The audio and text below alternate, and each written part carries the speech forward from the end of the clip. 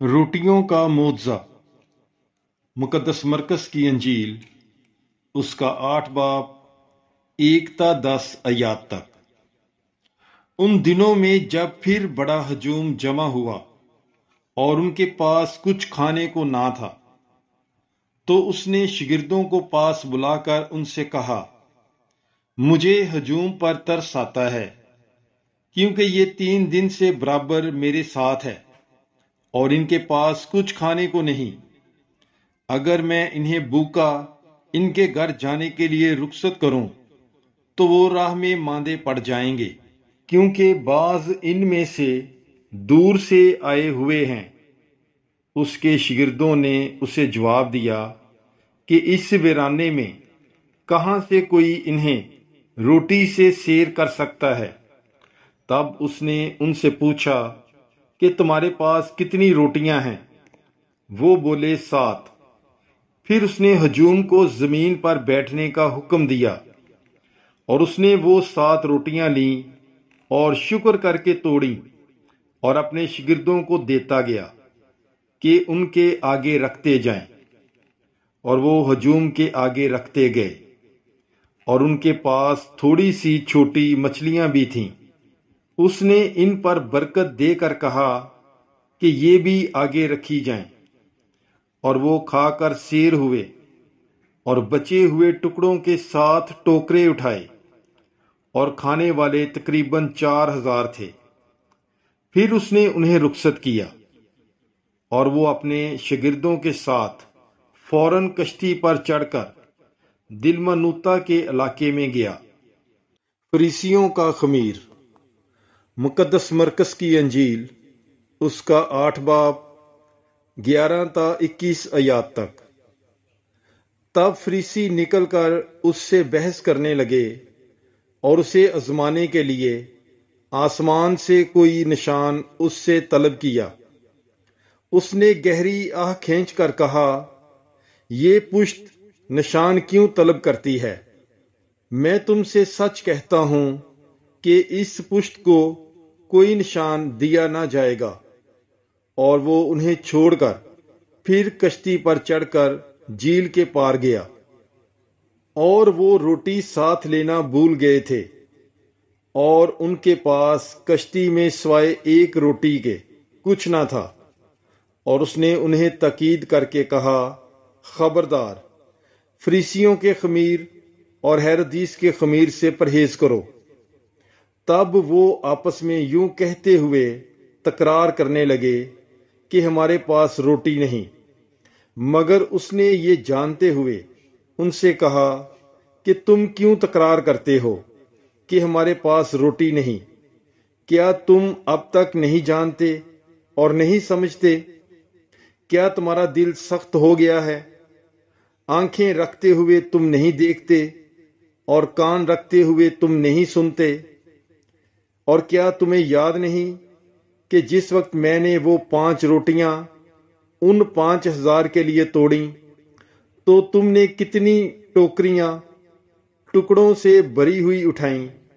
انہوں نے اس سے کہا 12۔ اور جس وقت وہ 7 ان 4000 کے لیے توڑیں تو تم نے ٹکڑوں کے کتنے ٹوکرے اٹھائے؟ انہوں نے کہا 7۔ اور اس نے ان سے کہا، کیا تم اب تک بھی نہیں سمجھتے؟ بیت صدا کا نبینہ۔ مقدس مرکز کی انجیل، اس کا 8 باب 22 تا 26 آیات تک۔ اور وہ بیت صدا میں آئے، اور لوگ ایک اندھے کو اس کے پاس لائے اور اس کی منت کی کہ اسے چھوئے۔ وہ اس اندھے کا ہاتھ پکڑ کر اسے گاؤں سے باہر لے گیا، اور اس کی آنکھوں میں تھوک کر اپنے ہاتھ اس پر رکھ کر اس سے پوچھا، کیا تو کچھ دیکھتا ہے؟ اور جب دیکھنے لگا تو کہا، میں آدمیوں کو دیکھتا ہوں، گویا درختوں کو، لیکن چلتے ہیں۔ تب اس نے پھر اس کی آنکھوں پر ہاتھ رکھے، اور وہ پورا دیکھنے لگا اور اچھا ہو گیا، اور سب کچھ صاف صاف دیکھنے لگا۔ پھر اس نے اسے یوں کہہ کر اس کے گھر کی طرف روانہ کیا کہ اپنے گھر جا اور جب تو گاؤں میں داخل ہو تو کسی سے مت کہنا۔ پطرس کا اقرار۔ مقدس مرکز کی انجیل اس کا 8 باب 27 تا 30 آیات تک۔ پھر یسوع اور اس کے شاگرد کیسریا فلپی کے گاؤں میں چلے گئے، اور راہ میں اس نے اپنے شاگردوں سے سوال کیا اور ان سے کہا کہ لوگ مجھے کیا کہتے ہیں؟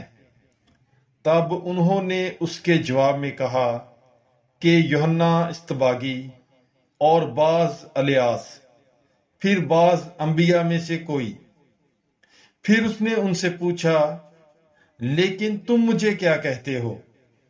اور پطرس نے جواب میں اس سے کہا کہ تو المسیح ہے۔ تب اس نے انہیں تاکید کی کہ میری بابت کسی سے یہ نہ کہنا۔ اذیت کی پہلی پیشن گوئی۔ مقدس مرکز کی انجیل اس کا 8 باب 31 تا 33 آیات تک۔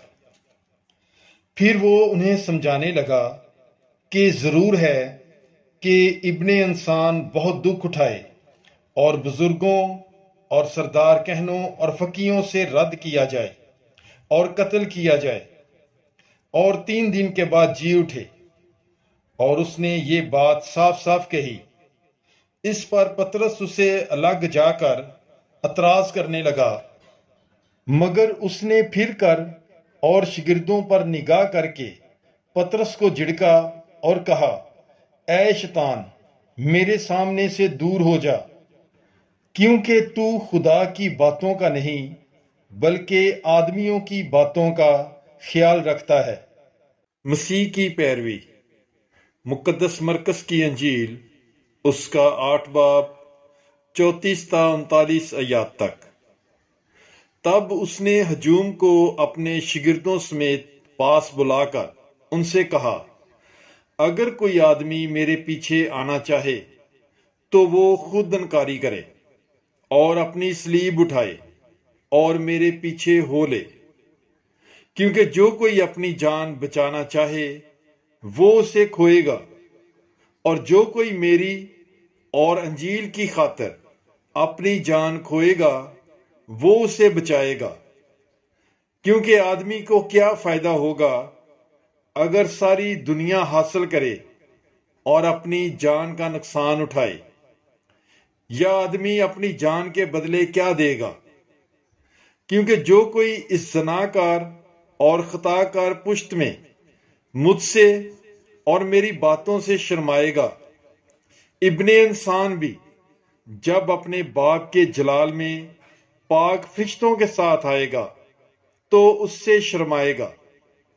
اور اس نے ان سے کہا، میں تم سے سچ کہتا ہوں کہ جو یہاں حاضر ہیں ان میں سے بعض ایسے ہیں جو موت کا مزہ ہرگز نہ چکھیں گے جب تک کہ خدا کی بادشاہی کو با قدرت آیا ہوا نہ دیکھ لیں۔